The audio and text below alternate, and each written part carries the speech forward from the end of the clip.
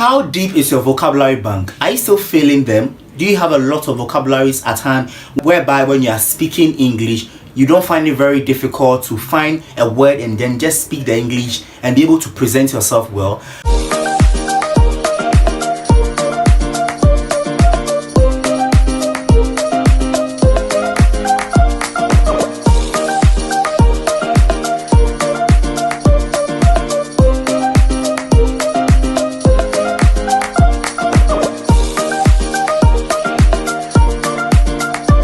Let's learn English. Well, my name is Sandy Opondinchi, a passionate student journalist and a blogger from the Ghana Institute of Journalism. I'm the host for the Campus Show and an English trainer. On this episode, I'm going to give you a straight, easy 3 ways to be able to build your vocabulary bank. I believe one thing that we need to know, which I've learned recently, is that when people are speaking and they find it very difficult to speak and they fumble, the reason is that they don't have a big, deep, or whatever you call it, vocabulary bank. Their vocabulary bank is very low. How do you then fill vocabulary bank? Don't worry, this is what we are trying to learn today, and this is the easy steps I'm giving you for you to be able to build a vocabulary bank. And then when you are speaking, you are talking to someone, or you are giving a presentation and you forget yourself, you can be able to come on track and then continue to present whatever you're presenting. The first easy step I'm giving you is choose materials you find interesting. Which materials? Materials such as books or movie. Let's talk about the book. I believe everybody's supposed to read. Everybody's supposed to build the habit of reading. When you build the habit of reading, you will then develop and build your vocabulary bank. When you want to read, you don't just read any book because you want to read. So you want to read and you are going to take a book on history, you are going to take a book on how the world came into existence, you are going to take a book on the next chapter of the world. So if you are trying to learn and build a vocabulary bank, you're supposed to choose a book you are interested in. Are you interested in novels? Are you interested in Christian literature? Are you interested in motivational books? And these are the 3 books that I will encourage you, or 3 areas that I will encourage you to go for when you're trying to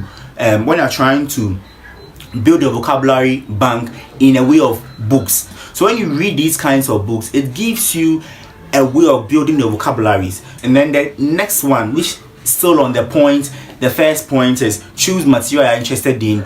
You are someone who is very interested in watching movies. Don't just watch any movie because you want to improve your vocabulary. I remember when growing up, we normally watch these telenovelas and all that. And a point in time in life, I asked myself, why am I watching this telenovela?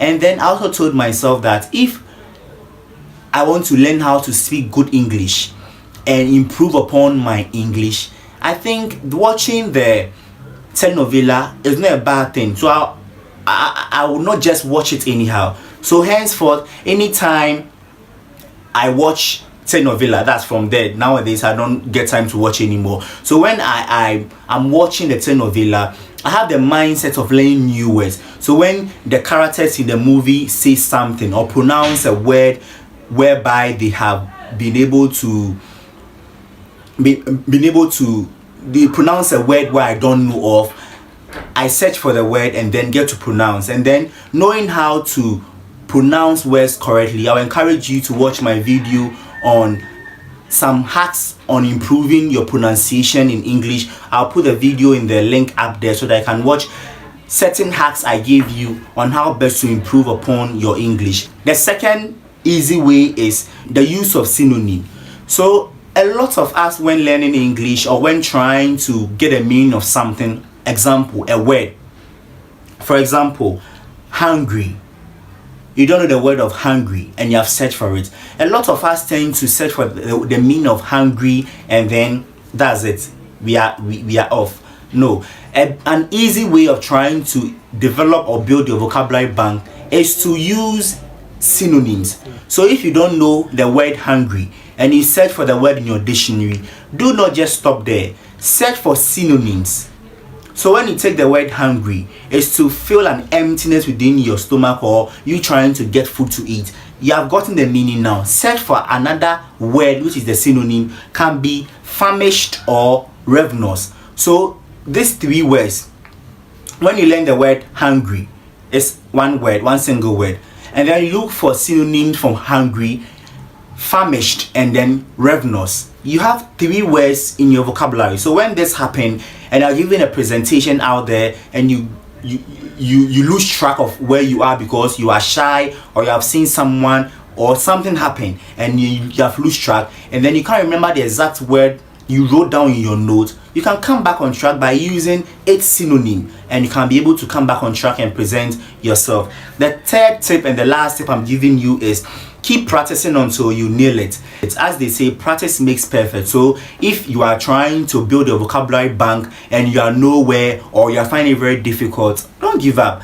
Where the stage where I am, I'm still learning. I still read books. I still search for meaning when I'm reading books. Although at times, I must confess, it's very difficult. When you are reading and then you come across a word you don't understand, I need to put the book down and then search for the meaning on my phone, on my dictionary, or if it's on my phone, I'll just click on the long press the word to search for the meaning of it. So when that happens, I'm interrupting the reading, and at times I find it very difficult, but it's part of learning.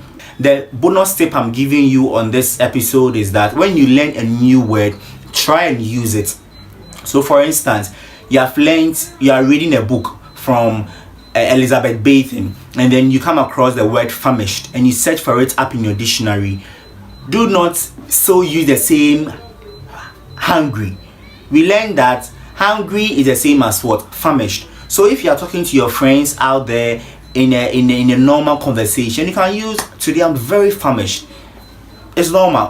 When that happens, you are using the words and then it will begin to get stuck in your head. Bear in mind, a lot of people say that when they learn a new word and are trying to use it, especially among their friends, they feel that their friends will laugh at them or blame them or tell them you are self-conceited, you think you know how to speak English. That's a perception. For all you know, they already know. If they don't know, they'll learn from me. But if they don't know and they feel they know and they are telling you you think you know English, it's up to them. So thank you very much for sticking around to watch this episode here on the Ambassadorial Coach. Remember, you are an ambassador representing someone somewhere. If not someone, you are representing your own self, and the way you present yourself to people will determine the way they also talk to you. So make sure you be the ambassador as you are. This is where time will allow us to end. I encourage you to like this video and then share this video to your friends, your loved ones, for them to benefit from it. Don't forget to subscribe.